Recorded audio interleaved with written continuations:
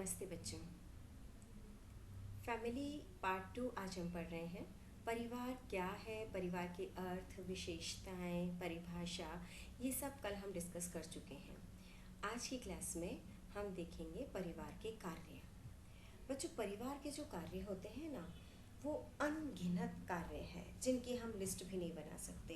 ये कार्य बराबर 24 घंटे तक चल सकते हैं, चलते रहते हैं, क्योंकि परिवार के कई सारे लक्ष्य होते हैं और कई सारे उद्देश्य होते हैं।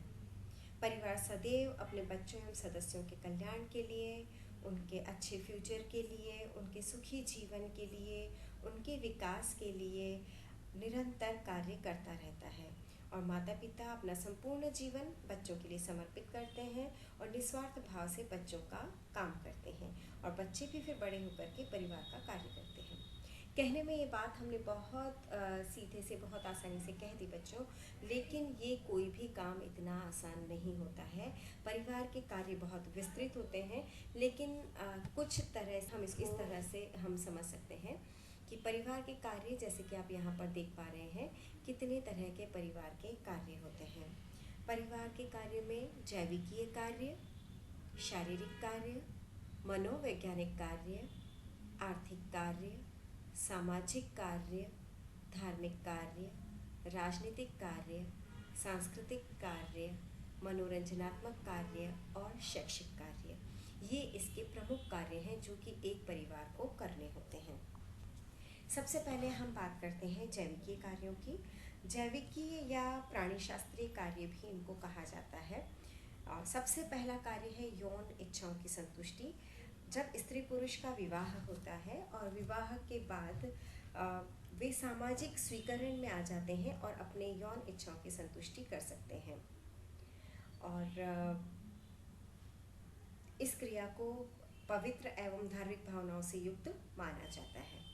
दूसरा कार्य है संतानोत्पत्ति एवं बच्चों का लालन पालन। परिवार में संतान का आगमन परिवार के लिए बहुत ही खुशी का विषय होता है, और संतानोत्पत्ति जो होता है ये परिवार का परंपरागत, मौलिक एवं सार्वभौमिक कार्य है। दुनिया में बच्चों जहाँ कहीं परिवार है, परिवार की संस्था है, वहाँ पर मुख्य कार्य संतानोत्पत्ति होता है। मानव जाति की निरंतरता, वंश की निरंतरता, अस्तित्व को बनाए रखना, इसके लिए ज़रूरी है कि संतानोत्पत्ति का कार्य हो।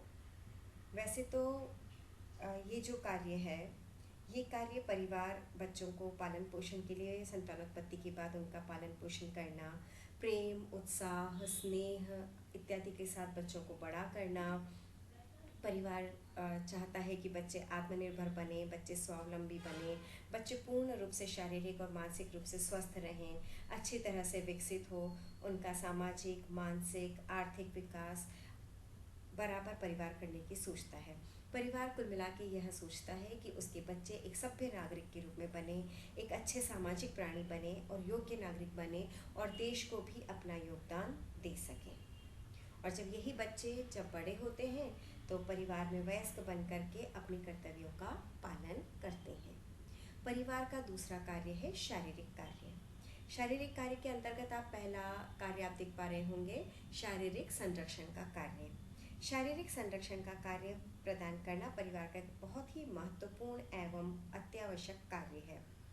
जब एक नन्हा शिशु परिवार में आता है तब से लेकर के जबकि वो वयस्क बनता है, उसके परिवार में वृद्धि होती है, और जब तक कि व्यक्ति जीता है अपने परिवार को शारीरिक सुरक्षा देने की कोशिश करता है। जैसे कि आप लोगों ने देखा होगा, परिवार में किसी व्यक्ति का बीमार हो जाना, किसी को कोई समस्या हो जाना, तो पूरा परिवार उसकी सेवा के लिए, उसको बचाने के लिए, उसके संरक्षण के लिए एकजुट होकर के कार्य करता है और सदस्य को अच्छा करता है। अगर कोई परिवार में ऐसा बच्चा है जो कि पूर्ण तरह से विकसित नहीं है या उसे कोई समस्या है, तब भी परिवार उसका भरण पोषण करता है और उतने ही प्यार और स्नेह के साथ करता है, क्योंकि सर्दी, गर्मी, बारिश, इतनी जो चीज़ें होती हैं, इन सब से बचाने के लिए परिवार विभिन्न उपाय करता है।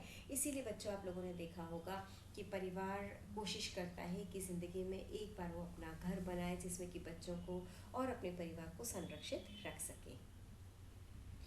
दूसरे शारीरिक कार्य के अंतर्गत आता है भोजन, वस्त्र एवं आवास की व्यवस्था। मनुष्य का सर्वाधिक सुरक्षित स्थान होता है अपना घर। अपना घर जैसा कि कहने में, सुनने में और समझने में, तीनों में ही एक आंतरिक रूप से संतुष्टि और संतोष प्रदान करता है। यहाँ आप स्वतंत्र रहते हैं, अपने तरीके से कार्य करते हैं और हर सुख दुख वह परिवार के बीच में बांटना चाहता है। जन्म से लेकर के मृत्यु तक सभी आवश्यकताओं की पूर्ति, सभी इच्छाओं की पूर्ति और विभिन्न कार्य जिनको कि हम यहाँ गिन भी नहीं सकते हैं, परिवार अपने सदस्यों के लिए निरंतर भोजन की व्यवस्था, वस्त्र की व्यवस्था एवं आवास की व्यवस्था करता है, क्योंकि वो जानता है कि जब स्वस्थ और स्वच्छ भोजन उसे मिलेगा परिवार को, तो परिवार में अच्छे ढंग से विकास होगा। परिवार का विकसित होना, परिवार के बच्चों का अच्छे ढंग से विकसित होना हर परिवार का लक्ष्य रहता है। बच्चों को हर तरह की सुख सुविधा उपलब्ध करवाना, उन्हें उनकी पूरी सुरक्षा के साथ, संरक्षण के साथ उनकी आवश्यकताओं की पूर्ति भी आवास में हो सके, इस प्रकार का ध्यान भी रखा जाता है। कैसा भी हो, बच्चों घर अपना घर होता है जहाँ पर कि पूरा ही परिवार एक साथ एकत्रित होकर के रहता है, एक दूसरे के सुख दुख बांटते हैं, मिलजुल कर कार्य करते हैं और हर प्रकार के क्षण को परिवार साथ में मिलकर के बिताता है। तीसरा कार्य है शारीरिक कार्य के अंतर्गत सुविधात्मक आवश्यकताओं की पूर्ति करना। बच्चों जैसे हमने बात की भोजन, वस्त्र, आवास, ये तीन कार्य जो होते हैं ये बेसिक कार्य कहलाते हैं, जिसे कि हर व्यक्ति को प्राप्त करना आवश्यक होता है और हर व्यक्ति के लिए बहुत ज़रूरी होते हैं। लेकिन धीरे धीरे जब ये बेसिक नीड्स व्यक्ति की पूरी होने लगती हैं तो व्यक्ति धीरे धीरे भौतिक सुविधाओं की तरफ डाइवर्ट होता है, और जब व्यक्ति भौतिक सुविधाओं की तरफ डाइवर्ट होता है तो एक बार उसकी जब ये बेसिक आवश्यकताएं पूरी हो जाती है तो ये आवश्यकताएं भी पूरी हो जाती है। जैसे पढ़ने के लिए सबसे पहले व्यक्ति नीचे बैठ कर के पढ़ता है, थोड़ा और पैसा आता है घर में तो चेयर टेबल की व्यवस्था हो जाती है। चेयर टेबल की व्यवस्था, वही चेयर मल्टीपर्पज़ भी काम करती है, जैसे कि उसमें उस पर बैठ कर के पढ़ाई की जा सकती है, खाना खाया जा सकता है और भी कई सारे कार्य किए जा सकते हैं।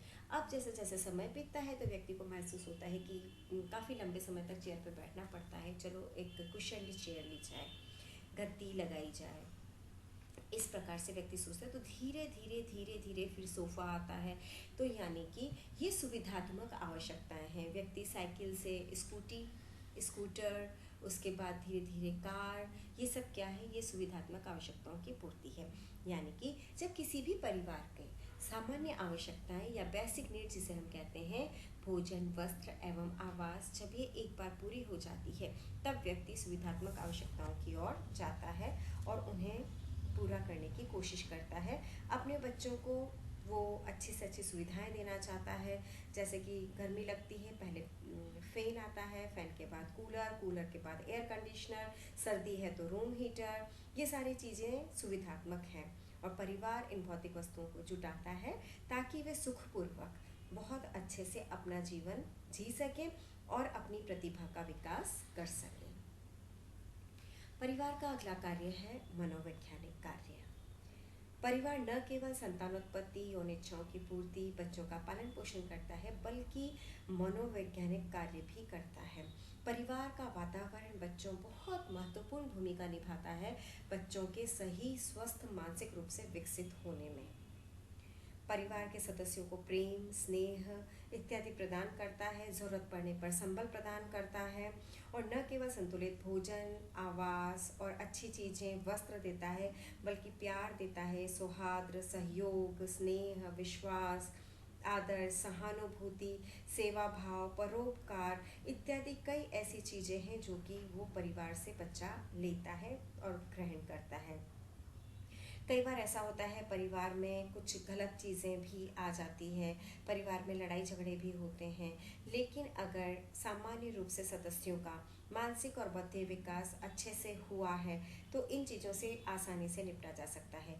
लेकिन अगर कोई परिवार ऐसा है बच्चों जिसमें कलह, क्लेश और बुरी आदतें हैं, जिनमें कि माता पिता की या किसी की भी परिवार में बुरी आदतें हैं, तो बच्चा बहुत आसानी से और बहुत जल्दी इन चीज़ों को सीखता है और स्वयं भी बुरी आदतों की तरफ जाता है।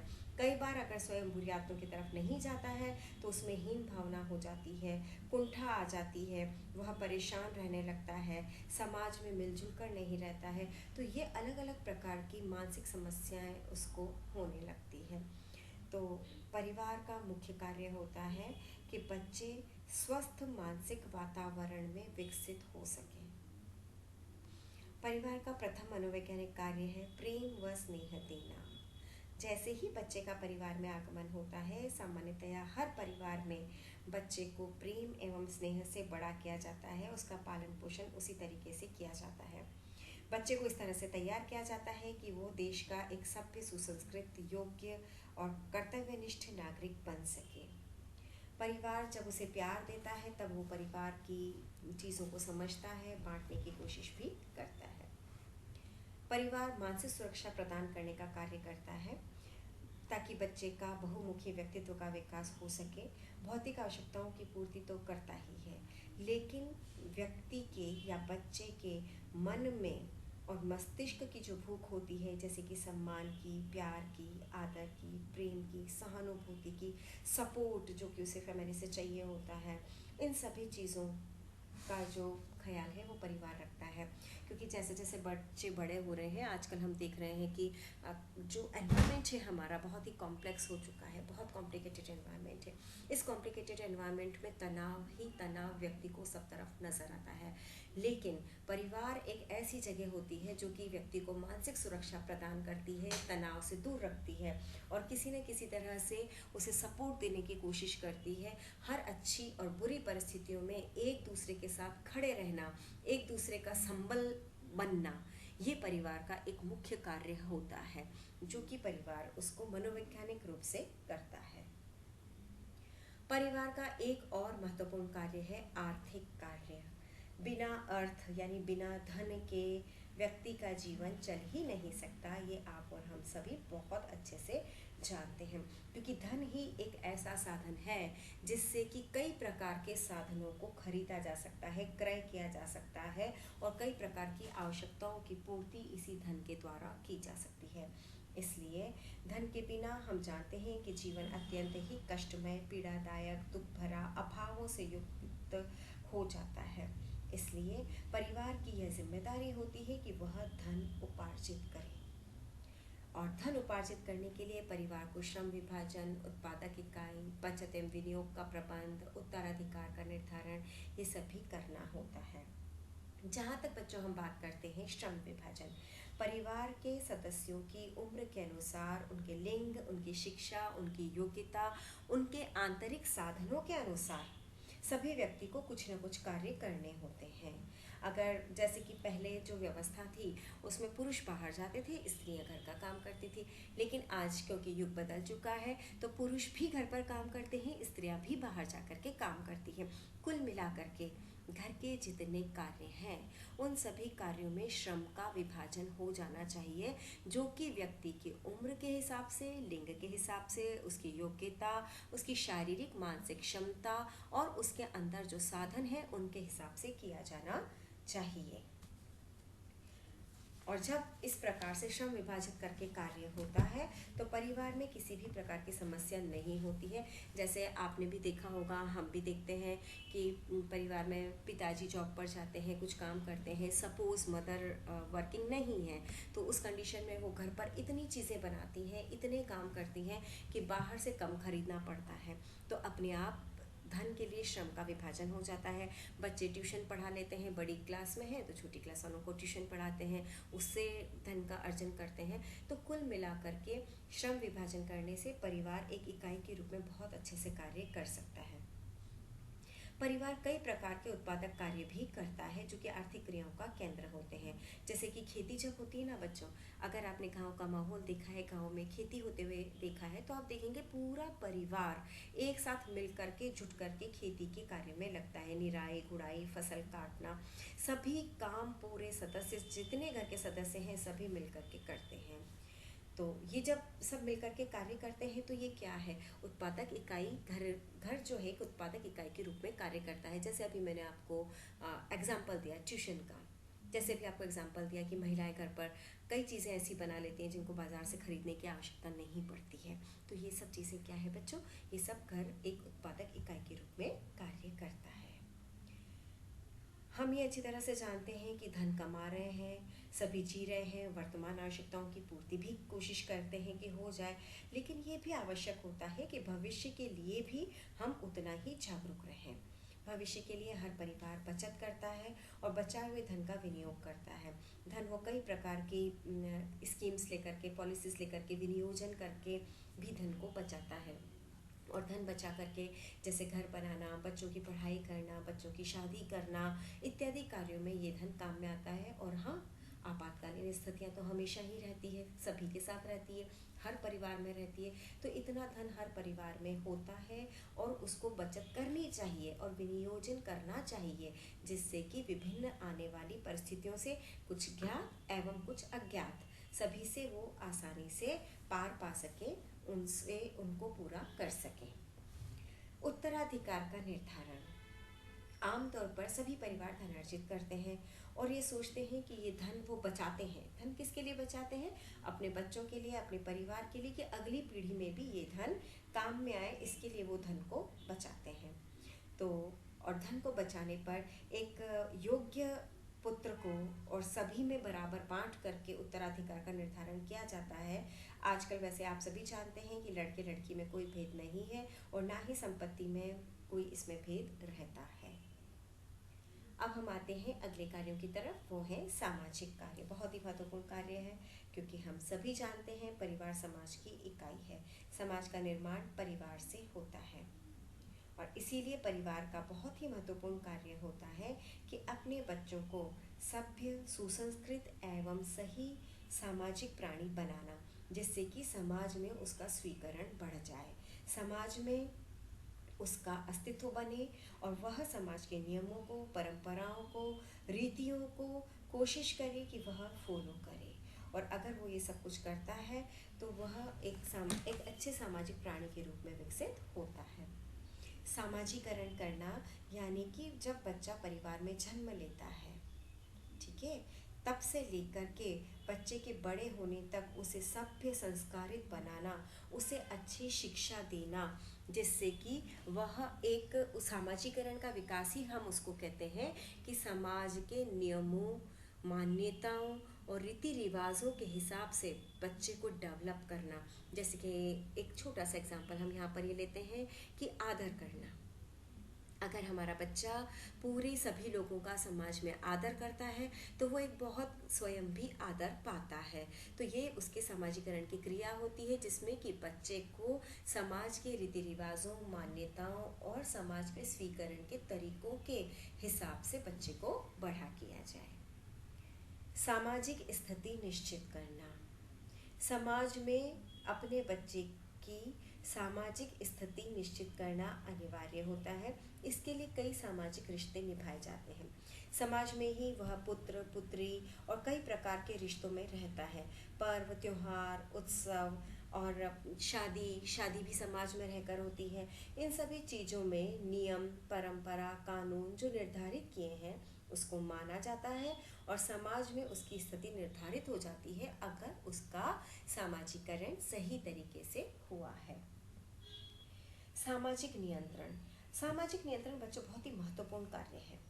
बहुत ही महत्वपूर्ण क्यों है? क्योंकि अगर किसी व्यक्ति पर, किसी बच्चे पर परिवार का नियंत्रण नहीं होता है, ऐसी स्थिति में जबकि उस पर परिवार का नियंत्रण नहीं है, वो असभ्य हो जाता है। और अगर वो सभ्य नहीं बन पाता है, संस्कृति के अकॉर्डिंग नहीं बढ़ पाता है, आगे नहीं बढ़ पाता है, समाज के नियमों को फॉलो नहीं कर पाता है, तो समाज उसे स्वीकार नहीं करता है। इसलिए कुछ जो अच्छे नियम, कानून और संस्कृति, सभ्यता है, उसके अनुसार अगर बच्चों को बढ़ा किया जाता है तो उन पर सामाजिक नियंत्रण रहता है और वह एक सभ्य सामाजिक प्राणी के रूप में विकसित होता है। मानव सभ्यता को एक पीढ़ी से दूसरी पीढ़ी तक हस्तांतरित करना भी परिवार का मुख्य कार्य होता है। ये सारी चीज़ें, जो कि सारे गुण हम बात करते हैं जो कि एक सभ्य नागरिक में होने चाहिए, प्रेम, सौहार्द, स्नेह, सहानुभूति, दया, करुणा, ये सब बच्चा कहाँ से सीखता है? परिवार से सीखता है। और यही चीज़ वो अगली पीढ़ी में भी हस्तांतरित करता है। हमारी संस्कृति कैसी है, हमारे रीति रिवाज कैसे हैं, जीवन दर्शन, जीवन के प्रति दृष्टिकोण, ये सभी बच्चे अपने बड़ों को देख करके सीखते हैं और स्वयं वापस उन्हीं चीज़ों को आगे पहुंचाते हैं, यानी कि अगली पीढ़ी में हस्तांतरित करते हैं। परिवार का एक और कार्य होता है कि अपने बच्चों की सही उम्र आने पर उनके लिए योग्य जीवन साथी ढूंढना और उनका विवाह करना।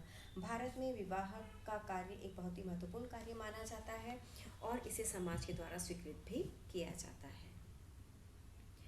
धार्मिक कार्य, परिवार धार्मिक कार्य करता है।